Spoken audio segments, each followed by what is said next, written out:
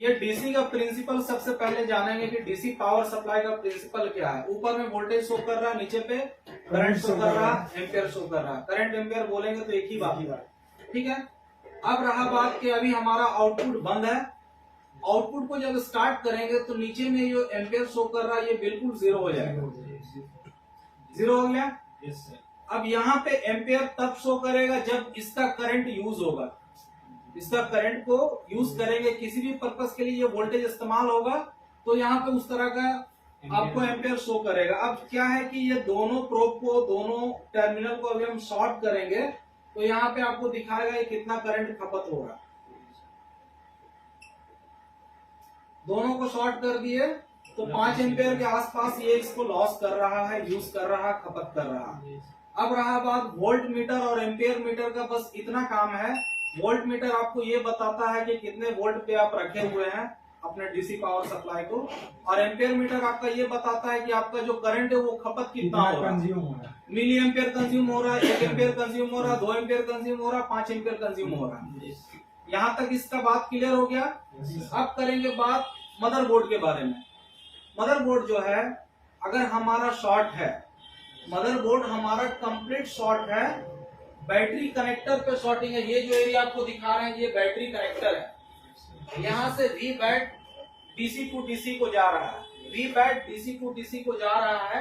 अगर हमारा battery connector पे शॉर्टिंग आ गया, बैटरी कनेक्टर अगर शॉर्ट बता रहा है तो मल्टीमीटर से हम यहाँ से यहाँ चेक करेंगे, यहाँ पे शॉर्ट बताएगा, बजर आएगा, शॉर्ट बताएगा। लेकिन इसका शॉर्टिंग का जो लिमिट है वो यहाँ से लेकर डीसी टू डीसी तक ही रहेगा, यहाँ से लेकर डीसी टू डीसी तक ही रहेगा। अगर ये शॉर्टिंग को अगर हम बोलेंगे दूसरी जगह है तो ये पॉसिबल नहीं है। इसका शॉर्टिंग का लिमिट सिर्फ यहाँ से सिर्फ यहाँ तक रहेगा। इस बीच में जो भी कंपोनेंट है वो कंपोनेंट खराब हो सकता है, आईसी खराब हो सकता है, ट्रैक खराब हो सकता है।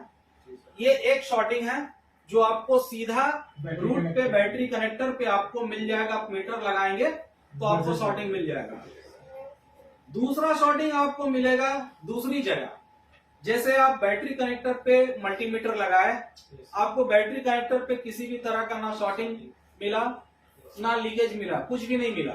लेकिन जैसे ही आप डीसी पावर सप्लाई कनेक्ट कर रहे हैं तो उस पे क्या होगा, कुछ करंट कंज्यूम करने लगेगा।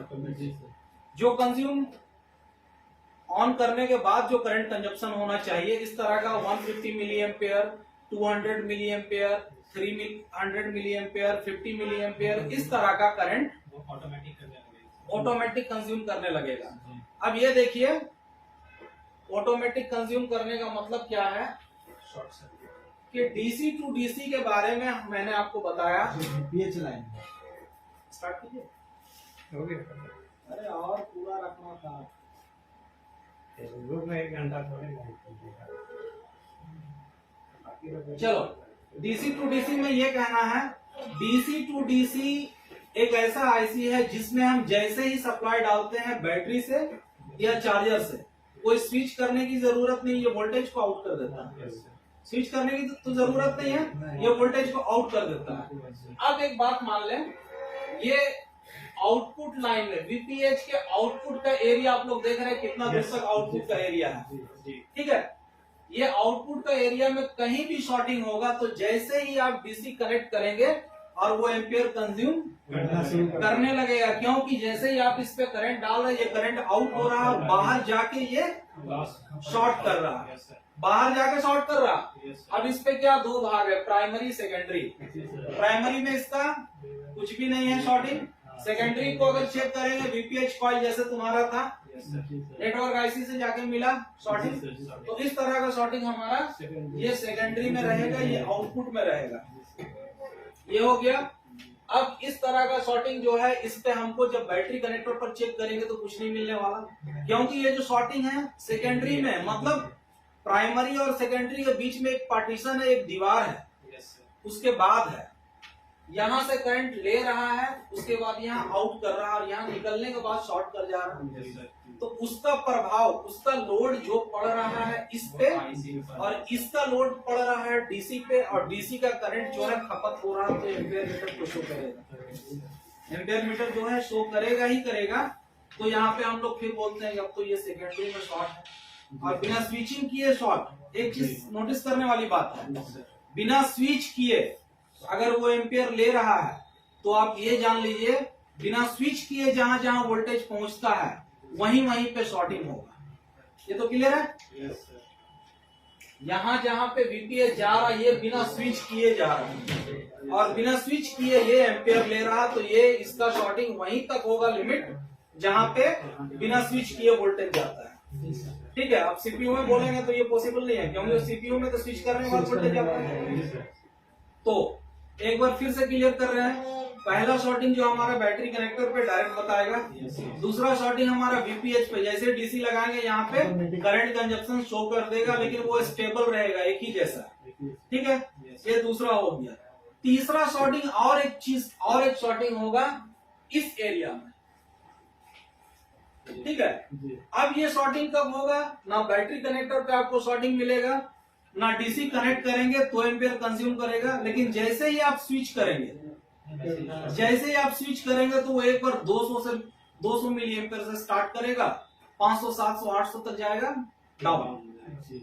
इसका मतलब ये है जब हम स्विच कर रहे हैं तो क्या हो रहा है, आउटपुट लाइन जब चालू हो रहा है पीएम का तो आउटपुट लाइन चालू होने के बाद जैसे वोल्टेज आउट हो रहा शॉर्ट कर रहा फिर शट डाउन। ठीक है, तो इसके रीडिंग पर हम इतना चीज तो समझ जाएंगे कि अब किधर जाके काम करना चाहिए, अब किधर जाके काम करना चाहिए और अब किधर जाके काम करना चाहिए।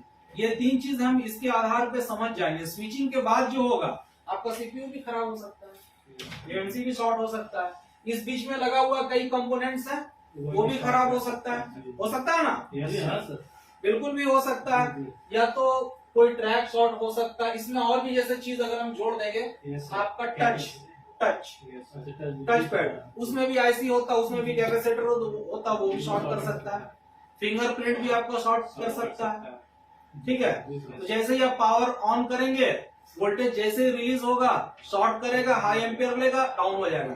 लेकिन डीसी ये जरूर बताएगा जितना एम्पियर लेगा वहां पे वो कंजप्शन यहाँ पे आपको बताएगा।